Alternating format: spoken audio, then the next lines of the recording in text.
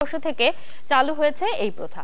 শুরু থেকে এর প্রতিবাদে আন্দোলন করে আসছেন প্রাক্তন শিক্ষার্থীরা। একাত্মতা জানিয়েছেন সিলেটের সুশীল সমাজও। বলছেন এই কোটার কারণে ভর্তি প্রক্রিয়ার স্বচ্ছতা নিয়ে প্রশ্ন উঠবে আর সুযোগ তৈরি হবে দুর্নীতির।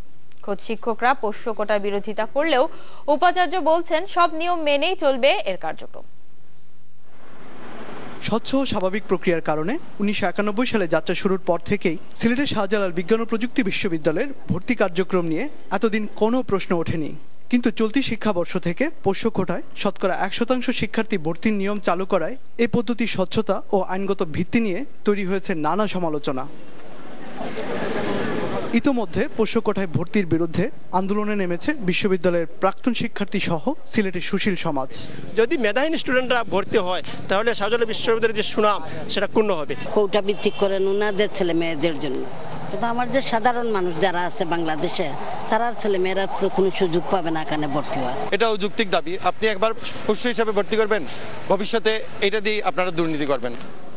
ভর্তির স্বচ্ছতা নিয়ে প্রশ্ন ওঠার পাশাপাশি দুর্নীতি সুযোগ তৈরি হবে উল্লেখ করে পোষ্য কোটার বিরোধিতা করলেন বিশ্ববিদ্যালয়ের শিক্ষকরাও। কিন্তু যখনই কোটা প্রথা শুরু হয় তখন থেকেই মানুষের মধ্যে বিভিন্ন সন্দেহ দানা বাঁধতে থাকে যে আসলে এই কোটার মাধ্যমে যারা প্রকৃত মেধাবী নয় তারা হয়তো বিশ্ববিদ্যালয়ে এন্ট্রেন্স পেয়ে যাবে এবং যারা সত্যিকার অর্থে মেধাবী তারা ঝরে পড়বে। ভর্তি হয়ে যাওয়ার পরে ওরিয়েন্টেশন হয়ে যাওয়ার পরে এখন বাস্তবায়নের কথাবার্তা আসছে বা বাস্তবায়িত হচ্ছে, এগুলা নতুন করে কাউকে ভর্তি করার সুযোগ দেওয়া হচ্ছে।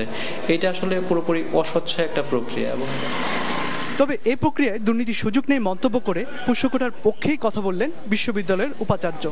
যে কোনোভাবে হোক মানুষের মাঝে একটা মিসকনসেপশন দেওয়ার চেষ্টা অনেক ক্ষেত্রে হয় যে পোষ্য হলেই বোধহয় ভর্তি হয়ে যেতে পারবে।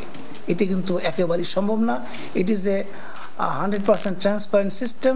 এখানে যথেষ্ট কড়াকড়ি এই জিনিসটা এখানে করা আছে। এরই মধ্যে চলতি বছর পোষ্য কোটায় শাহজালাল বিজ্ঞান ও প্রযুক্তি বিশ্ববিদ্যালয়ে ভর্তি হয়েছে 7 জন। তাহজিব হাসান, চ্যানেল 24, সিলেট।